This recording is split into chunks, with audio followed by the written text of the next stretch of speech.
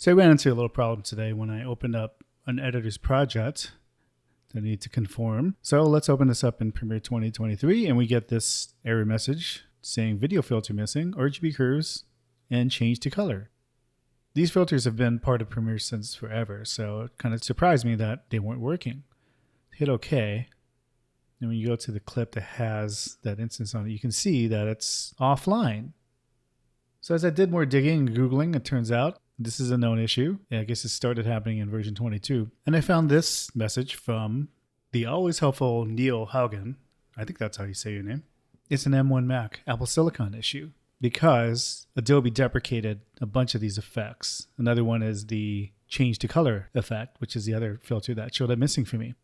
So in that deprecation process, I guess those filters no longer work on Apple Silicon machines, M1 Macs or M2 Macs.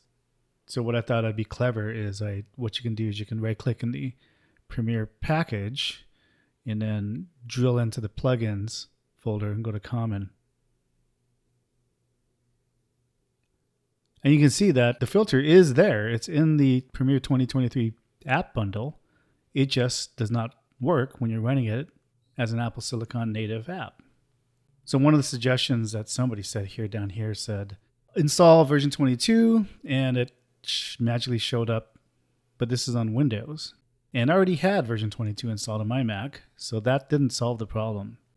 So what did solve the problem? And this is actually a very good general troubleshooting methodology. If you ever have issues with things that don't work on an Apple Silicon machine that otherwise work on an Intel machine, is you can get info on the app. In this case, 2023, you can tell it to open using Rosetta. So what that does is that it opens up the app in basically as if you're running it on an Intel machine. So the downside to that is your performance is not going to be as good as running it natively as Apple Silicon. But if we launch this now as a Rosetta app, Rosetta being the Intel emulation layer for Apple Silicon machines. So you'll notice that it'll take a long time for the app to launch because it's trying to translate Intel code into Apple Silicon ARM code on the fly. So you need to wait a little bit longer for the app to launch. Okay, now that we're launched in Rosetta mode, we can open up our project now. And it opens up fine. So now you can do whatever you need to do to export this or whatever. Obviously, this is not ideal if you need to continue editing in this project. You got to work, and you either have to, well, specifically for RGB curves, you'd probably want to convert these curves into Lumetri color curves so they stay native to the project. So unfortunately, you're going to have to kind of eyeball this and get close as you can possibly can, but that's really the only workaround for that, unfortunately, if you want to work with this project on an Apple Silicon machine. Otherwise, you have to launch this project using Rosetta mode, but at least it works.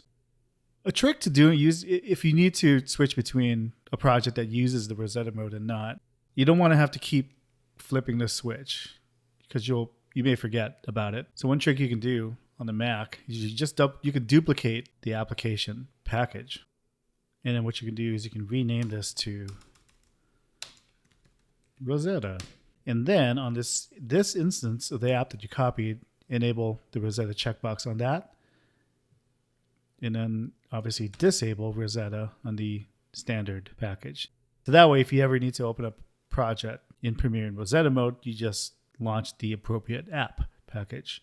That way you don't have to keep remembering to switch back and forth that checkbox. But that's a workaround to this issue with the plugin. And again, whenever you have issues related to running any app on Apple Silicon, this is what you should try first. Try launching the app in Rosetta mode to emulate the behavior of the app on an Intel machine. And generally that clears the problem up at the expense of overall performance. But at least you can solve your problem using that method.